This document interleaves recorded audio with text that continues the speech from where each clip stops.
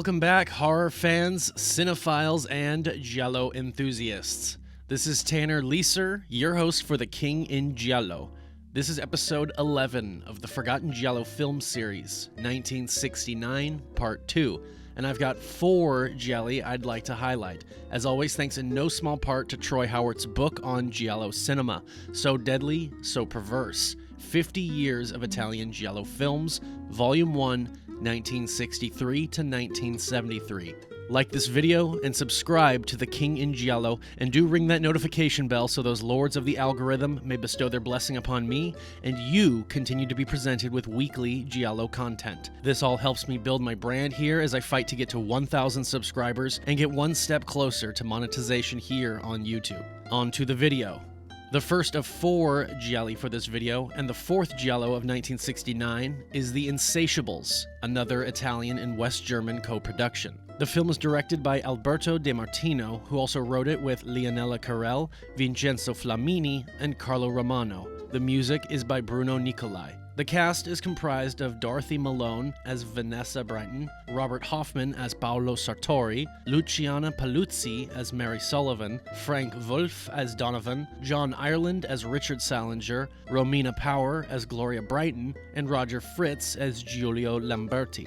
The plot follows an Italian journalist named Paolo Sartori who has relocated his career to the United States, where he now works for Richard Salinger, a publisher of newspapers. While Paolo is out one night, he is ambushed by some thugs who are looking for his friend, Giulio Lamberti. Days later, Giulio is discovered dead, and Paolo takes it upon himself to investigate what happened, and along the way, he uncovers that his dear friend had become something of an upstart, and somewhere along his way to wealth, he lost himself, dare say his soul. In addition to this, the ones responsible for his demise have no problem with sending Paolo to the grave with his friend. The Insatiables is an Italian film that desperately tried to hide the fact that it was in fact a European production by means of populating the cast full of Americans and setting the story likewise in America. The end product somewhat flops in terms of what it is trying to convey, however it does offer a fair amount of surprises, yet the amount of kills is lacking if that is something you care about. Plus, despite having some violence in the beginning, do not expect this to be an ongoing thing throughout the narrative. The film has numerous elements found in the noir genre, including voiceover narrations with some heavy-handed dialogue in the vein of hard-boiled police films, which helps explain why this film has been compared to Robert Siodmak's The Killers, 1946. The film is not without substance. The power of money and its ability to corrupt those who possess it and seek it is prevalent. The character of Giulio is a prime example of this, remembered as being an idealist with his own morals, but over time had cast aside everything and everyone he once held in high regard. The narrative unfolds in a manner which is very derivative of Citizen Kane, 1941, by Orson Welles, in respect to a reporter uncovering the life of a man who once seemed to have it all and be a role model through a story structure composed of flashbacks which pieces the details of the man's life together akin to a jigsaw puzzle. The film, however, does not meet up to these comparisons, and what we are left with is less of a razor-sharp film and more of a blunted blade that hardly cuts through. These problems can be attributed to the directing. Director Alberto De Martino was born in 1929 and got his start in films in the early 1950s, beginning as an assistant director. He transitioned to a screenwriter and then stepped up to directing. His first film was a peplum, The Invincible Gladiator, 1961. His extensive filmography includes an assortment of genre films such as Django Shoot First, 1966, a spaghetti western, Special Mission Lady Chaplin, also 1966, a spy thriller, The Antichrist, 1974, a horror, and Blazing Magnum, 1976, another giallo. He unfortunately doesn't have much in terms of standout films even within these genres. The man was gifted in technical aspects, and he was able to work with plenty of professionals and big names, but his Achilles heel was his propensity for trying to make his films come off as American, which only muddled any sense of vision or opportunity for real personality. This is even more upsetting because within these films there are nuggets of gold which show the potential they had to be better, but in the end they all ended up being slow-paced and boring. Where the directing fails, the score makes up for it. Bruno Nicolai proves to be competent and crafts some engaging music, which helps to set the tone for the film. He was born in 1921 in Rome and began composing in films also in the early 1950s. Bruno would work with Ennio Morricone and be his orchestrator for many years, from 1965 till 1974. Their relationship was so close that some say that many of Morricone's hits were actually ghost-written by Nicolai. Likewise, some have said that Nicolai's scores were crafted from Morricone's throwaways. During the era the two collaborated, some film scores we received from their efforts together include The Great Silence and The Love Circle, both 1969, The Bird with the Crystal Plumage, 1970, and Moses the Lawgiver, 1974. Working solo, Nicolai would regularly compose for the films of Jess Franco and Sergio Martino, and some of his other gialli scores include The Case of the Scorpion's Tail, 1971, The Case of the Bloody Iris, and All the Colors of the Dark, both 1972. Bruno Nicolai worked consistently until he passed away at the age of 65 in 1991. Dorothy Malone brings her name and star power to the film more than anything. Not undercutting her, she's just not in the film all that much. She had her start in 1943, but rose the ladder to stardom in 1946 with The Big Sleep by Howard Hawks. Her big role would then be in Written on the Wind, 1956 by Douglas Sirk, where she was awarded an Oscar for her hard work. After this, she unfortunately mostly did minor roles, television, and guest appearances. Her last film credit was in the 1992 film Basic Instinct by Paul Verhoeven, a movie which could be said is an American Giallo, and if not, at the very least it must be said that it owes a lot of itself to the genre. John Ireland was used to playing the tough guy in pictures, and here he doesn't leave much of an impression. His career saw him perform in noirs and westerns such as Railroaded, 1947 by Anthony Mann, and Red River, 1948 by Howard Hawks. He was one of many American actors who went abroad to act in more substantial roles, albeit in foreign films, and would be seen in Perversion Story, 1969 by Lucio Fulci. Ireland passed away in 1992. Frank Wolf was born in 1928 in San Francisco, California. He began in television appearing in The Untouchables and The Twilight Zone, but once he moved to Italy, he finally began receiving more acclaim. He was in Salvatore Giuliano, 1962 by Francesco Rossi, Once Upon a Time in the West, 1968 by Sergio Leone, and The Great Silence, 1969 by Sergio Corbucci. Tragically, Wolf took his life at the age of 47 in 1971 in a hotel in Rome.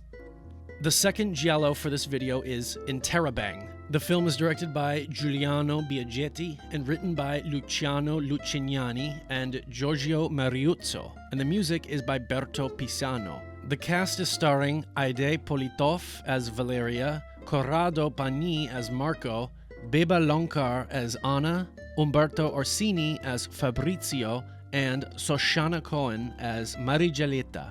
The plot centers around three women: Anna, the wife of Fabrizio, her sister Valeria, and Marigelita, her husband's mistress, as the three of them are left on an island after Fabrizio's boat has run out of fuel to continue the little journey they were taking. Fabrizio hitches a ride on another boat to the mainland and says he'll return with more fuel, but while he is away, the three women learn on the radio that the police are searching for the whereabouts of three escaped convicts. The Interabang, or Interrobang by definition, is simply a proposed glyph, which would be a combination of an exclamation mark and a question mark. If you've ever ended a text with an exclamation and a question mark, combine those two into one symbol and you have an interrobang. However, in the dialogue of the film, it is described as a symbol used by the Incas to describe the uncertainty and doubt felt by a contemporary society. Sure. Interabang is one of the many gialli which breaks the rules and conventional form of the soon-to-be genre, but also has enough tropes employed by the genre that makes it a sort of pseudo-giallo. The film's first act is slow and mostly uneventful, but by the time the plot gets going, the latter portion of the film is thrilling as the women meet and befriend a man who has also been stranded on the island, Marco, but no one has the guts to find out if he might be one of the convicts, a murderer whom the police are searching for. The finale has many surprises, and the ending has been said to be worthy of an interrobang. As forgotten as this film is, it remains one of the offbeat giallo flicks that is a lot of fun and could hardly be said to be either pretentious or artsy. In a time when mentioned these genre flicks were bound to be more sleazy or violent, this one clearly has its own ideas. They may not be deep or thought-provoking, but the movie is not concerned with that and simply wants to be colorful and exciting. Giuliano Biaggetti, the director, was born in 1925 and began in 1952, working on and off until 1994, but he never reached notoriety. He did 14 films, most of which were comedies, and Interabang remains his only Giallo. He passed in 1998. The cast has many familiar faces from European cult cinema films. Aide Politov would go on to appear in Queens of Evil, 1971 by Tonino Cevi, and Count Dracula's Great Love, 1972, as well as L'Età del Malessere, 1986, directed by Giuliano Biaggetti. Beba Loncar appeared in The Long Ships, 1964 by Jack Cardiff, Casanova 70, 1975 by Mario Monicelli, and Lucky the Inscrutable, 1967 by Gianfranco. Corrado Pani appeared in Rocco and His Brothers, 1960 by Luchino Visconti. Plus, he would appear in the Giallo Watch Me When I Kill, 1977 by Antonio Bido. Umberto Orsini would appear in The Damned, 1969, and L'Innocente, 1976, both by Luchino Visconti. His other film credits include Violent City, 1970 by Sergio Solima, The Outside Man, 1972 by Jacques Deray, The Antichrist, 1974 by Alberto De Martino, and The Giallo Puzzle, 1974 by Duccio Tessari. Next forgotten Giallo film of '69 is Naked Violence. The film is directed by Fernando De Leo, who wrote it alongside Nino Latino, Andrea Maggiore, and Marino Onorati, based upon a book by Giorgio Scarbanenko. The cast includes Pier Paolo Caponi as Superintendent Duccia Lamberti, Nieves Navarro, aka Susan Scott, as Livia Usaro, Marzio Maggini as Carolino Marassi, Renato Lupi as Mascaranti, Enzo Liberti as Luigi Carrua, and Giuliano Menetti as Fiorello Grassi. The plot follows Superintendent Duccia Lamberti investigating the rape and murder of one of the teachers at a school which took place in her own classroom. All of her students are considered suspects in the case, which adds an extra layer of red tape for Duccia's investigations, as many of the students are legally considered minors. Along the way, Duccia takes one of the implicated kids under his wing so he can try and earn their trust and confidence to maybe learn more, but this act might only make the kid a target which must be silenced. The author, Giorgio Scarbanenko, was born in 1911 in Russia. His father was Ukrainian and his mother was Italian, which allowed him to spend much of his childhood in Italy, where he predominantly grew up. After a stint as a reporter, Giorgio transitioned to writing mostly thriller novels. He was one of the authors responsible for the evolution of the Giallo novel. His recent book, I ragazzi del massacro, was published in 1968, but he died in 1969, the same year the adaptation was made. The story is a mixture of both Giallo and the up-and-coming poliziesque crime genre in film, but also has a lot to say in the way of the hardships of the poor and working class, as well as the effects of such on juvenile delinquency. The investigator in the film takes a hard-boiled approach while struggling to maintain the legal system he is sworn to uphold, but is forced to undermine in order to actually make some real progress. De Leo would go on to make numerous poliziesque films, and here we have an early example of a poliziesque Giallo hybrid, albeit not one of the better ones, but one of the first ones. It paved the way for films such as Blazing Magnum and What Have You Done to Solange, 1974. This film starts heavy enough with the disturbing and brutal scene containing sexual violence committed in front of a bunch of minors forced to observe it all, and sets the tone for the type of movie De Leo is presenting.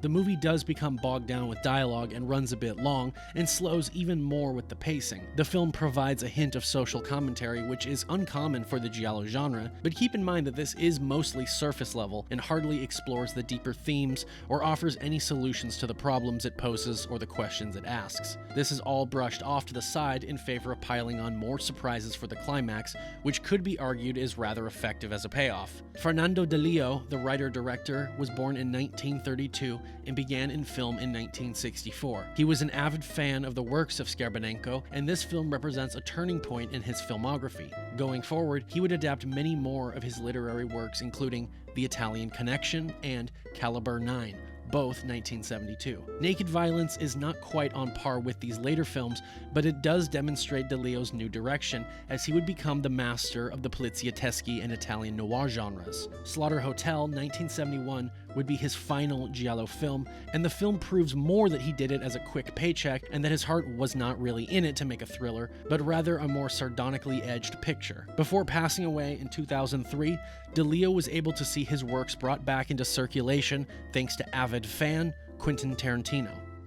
Pier Paolo Caponi was born in 1938 and began films in 1966 and appeared in Mr. X, 1967 by Piero Vivarelli. He also appeared in Black Jesus, 1968 by Valerio Zollini, Many Wars Ago, 1970 by Francesco Rossi, and The Boss, 1973 by Fernando De Leo. His other Giallo credits include Forbidden Photos of a Lady Above Suspicion, 1970 by Luciano Ercoli, and The Cat o' Nine Tails, 1971 by Dario Argento, but he's retired from film since the early 2000s. Nieves Navarro, under the alias of Susan Scott, was born in 1938 in Spain and began her film career in 1965, appearing in A Pistol for Ringo and The Return of Ringo, both directed by Duccio Tessari, where she appeared alongside Giuliano Gemma. She also appeared in Emanuele and Lolita, 1978. Her Giallo credits include Death Walks on High Heels, 1971, Death Walks at Midnight, 1972, and The Forbidden Photos of a Lady Above Suspicion. All of these films were directed by her husband, Luciano Ercoli. In the 1990s, she retired from film. The final Giallo film for this episode, and 7th of 1969 so far, is No Man's Island. The film is directed by Silvio Amadio, who wrote it along with Roberto Natale. Music is composed by Roberto Pregiatio. The cast of players includes Catherine Diamant as Eleonora, Eva Green as Manuela, Nino Seggiorini as Maurizio, and Wolfgang Hillinger as Franco. The plot focuses on Manuela, who has broken off her relationship with Maurizio, and then goes to stay on Eleonora's island, where the two of them begin a close bond, until Maurizio arrives on the island looking to fix the relationship. Against the wishes of Eleonora, Manuela seems to be warming up to Maurizio once again, kindling a burning love triangle which may spell doom for one of them. Director Silvio Amadio directed the first Mario Bava imitation, Assassination in Rome, 1965. So, surprise surprise, when sexy Giallo flicks started popping up in the late 1960s, that he would try his hand at it. No Man's Island is his endeavor to capitalize on this trend, which could be said is a flop, although it is not entirely without its merits. The film does have a very old school and backwards view towards homosexuality, specifically lesbianism, equating it as something that simply can be turned on and off at the individual's discretion and to serve the purpose of making another person jealous. The film also doesn't lean too much into the usual trappings of the Giallo genre and behaves closer to a movie about sexual awakening. The majority of the film is about this love triangle and the women questioning their own sexuality, but in the final act the film finally turns it up a few notches and invites more Giallo themes, but take heed, it may pan out very differently than what you might be anticipating. The film can be said that it tries way too hard to be about something and comes off as very pretentious, and allusions it makes to serious subjects such as the war in Vietnam, the unrest on university campuses at the time, and social disparity ultimately lead nowhere and fall on their face because the movie doesn't seem interested in exploring these themes or giving them the time they would need to actually amount to anything more than just half-ass allusions. The other screenwriter, Roberto Natale, was born in 1921 and began his film career in the late 1950s, predominantly working as a writer, but he did direct one film, Il mio corpo con rabbia, 1972. He would help to bring to life such films as The Bloody Pit of Horror, 1965, and Terror Creatures from the Grave, 1965, both by Massimo Popilio, as well as Kill Baby Kill, 1966 by Mario Bava. Though uncredited, he did assist in the story development for Lisa and the Devil, 1972, also by Bava, which over the years would become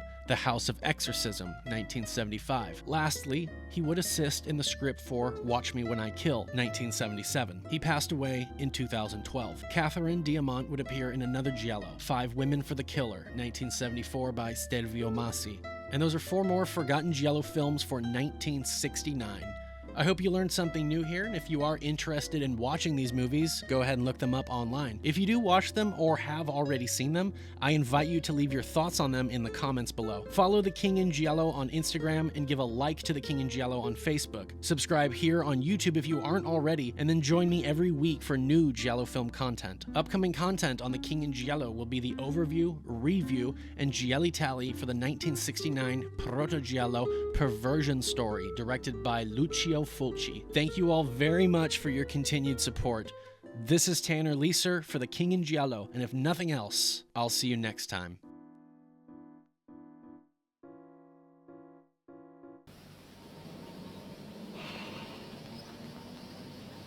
Ti chiedo scusa se sono stato troppo scortese con te.